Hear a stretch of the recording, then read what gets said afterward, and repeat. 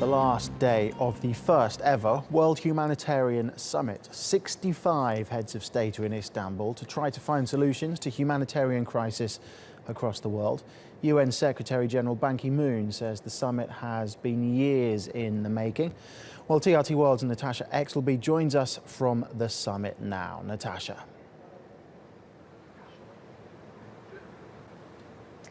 Paul, there have been many goals set for this summit, but in order to achieve them, it needs a lot of money. And according to the UN, they're about $15 billion short at the moment. I'm now joined by someone who is controlling those budgets, the Vice President of the European Commission, Kristalina Georgieva. Thank you so much for your time in what I can only imagine is a very busy schedule. Thank you. The grand bargain was announced by yourself yesterday. Can you take us through what exactly that plan entails? It is about moving more resources into the hands of people in need and the humanitarian workers that are there to help them, and less in the back room, in the back offices. And we anticipate, when it is implemented, to generate additional $1 billion.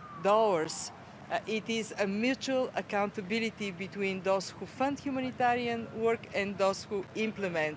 Those who fund not only to give more, but to give better, more predictable money with less strings attached. Those who implement to be transparent, how they spend the money, and to be cost-conscious demonstrably, to work better together, not to compete, but to collaborate. Many of the humanitarian groups we've been speaking to over the last day or so say that they're really struggling with donor fatigue. How are you going to manage getting more people to donate, because so much more money is needed?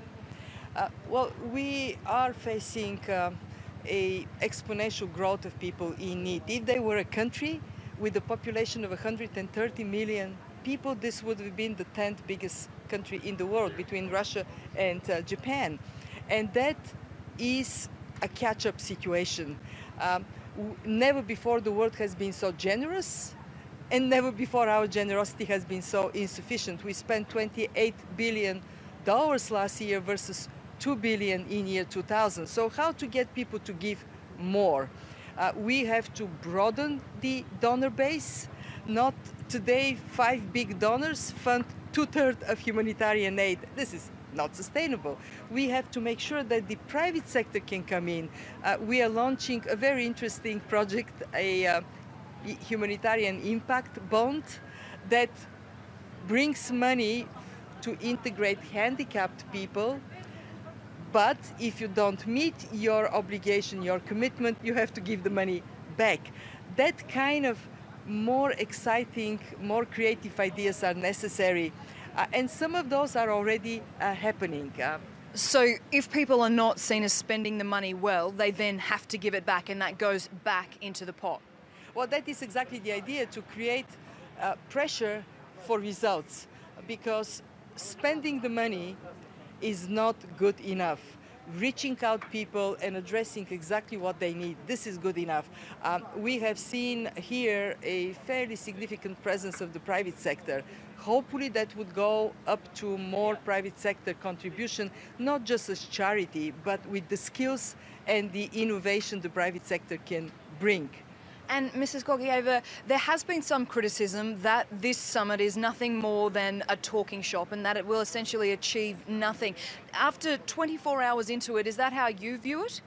I am not at all agreeing that this is to achieve nothing, because what we see here is a political energy generated to pay more attention to what is going to be the world's most significant problem. We are facing more fragility, and that means more people are destitute, their lives are destroyed. That is no more a local problem. No more somebody else's problem is just somebody else's problem, as we see in Europe, as it is very obvious here in Turkey. And what the summit does is to lift up today and in the future. We will have to find a way to extend the helping hand to those who depend on that to survive. European Commissioner, the European Commission Vice President Kristalina Georgieva, thank you so much for joining us. And of course, Paul, if that money is then successful in achieving any of those goals, it won't be happening starting from today. It is likely to be years in the making. Natasha, thank you very much.